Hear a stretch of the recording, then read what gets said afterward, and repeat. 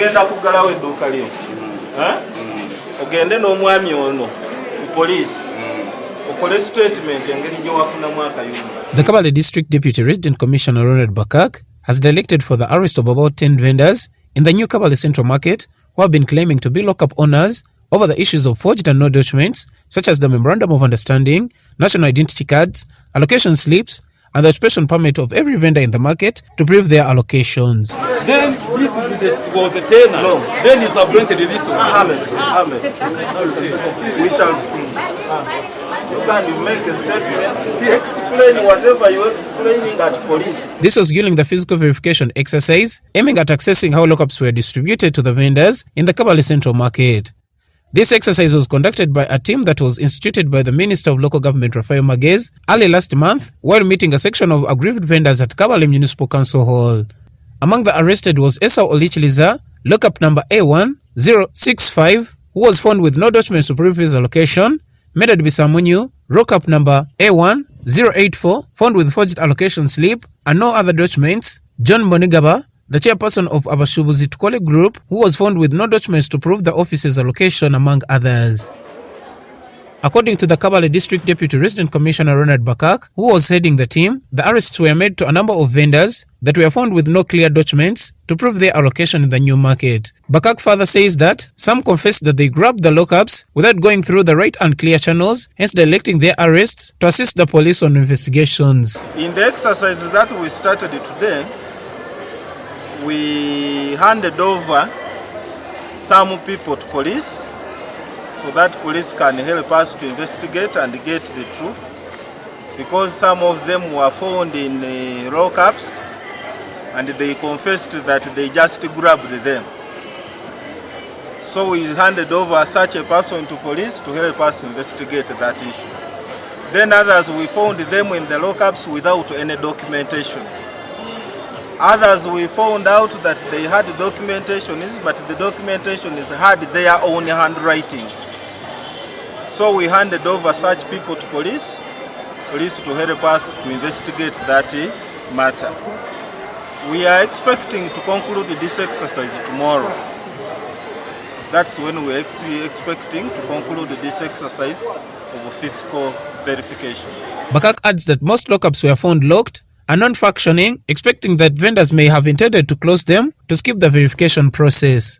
He adds that when the grace period of 2 months given to the vendors elapses, the locked lockups will be considered vacant and they will be handed over to the Kabale municipality authorities such that they can be allocated to vendors willingly to use them. We found out that some lockups are still locked, despite the fact that the market was officially launched and was handed over to the vendors. We don't want to conclude over that matter because the guidelines gives them 2 months. So we are going to cross-check from the date when this market was officially opened to date how many days they are remaining with. As long as the 2-month grace period is over and those lockups are still locked, we shall consider them vacant and they will be handed over to municipality to be given out to other vendors. The chairperson for the allocation committee in the new Kabale Central Market, Reverend Colonel Jack Katarishangwa, says that amidst most of the lockups being owned by civil servants and politicians in the district, most of the lockups were not verified because the majority were found closed. It was a fair exercise according to what I have seen, because I was witnessing, I was with them. Only that there was a point where you could reach and find that the inhabitant, the one who is there, really is not the owner. Is not the owner. No documents. Maybe those are some of those people who had a boat, who bought these lockups. Then another problem is that some of the lockups, actually many lockups, were locked. Padlocks were there. Meaning those people were intentionally making it to be fair. The team that was going around verifying, it was intentional. Canon Katarishanga adds that if the team sticks to the right procedures, aggrieved vendors may hope for any yield of getting where to work from. He adds that if nothing changes, they will ask the government to consider compensating them for the loss of space in the new market, yet they were previous occupants. Yeah, if they continue with the spirit they have started with, it might yield something. If they don't change the way they are doing it. And our presence means a lot. We who are complaining, when we are there, we cannot allow them to do, to do it in a negative way, to favor those who are not supposed to be there. We have to be there up to the end. Kuba araheze twatunga report, banaza kushangana mu buju obushemirire kuba buri bwinji ahabwo kucupura. Mugeno bwo bwinjo bora burimo.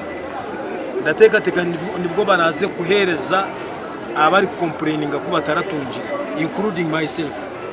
Na nyakanje tikari. Ubuziri itwababere babwinemo baturondere esente. More than 200 aggrieved vendors were denied space in the new Kabale Central Market, and this attracted the attention of the local government minister, Honorable Raphael Magyezi, in January, few weeks after the relocation process. He constituted a special committee headed by the Kabale District RDC to investigate circumstances under which genuine vendors are not getting space. Nebati Nyamachi, Portuguese Television.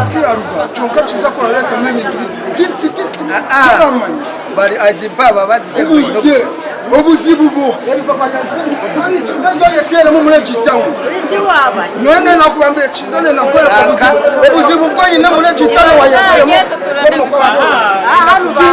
alenda ko bizibu tora manya atachizira kuzira atwe chizimoto obakabusha chiza wa yetera mu kwa ina henju ati wodi azo manya tukufekwa za milioni wa kushechera mu milioni zabandi.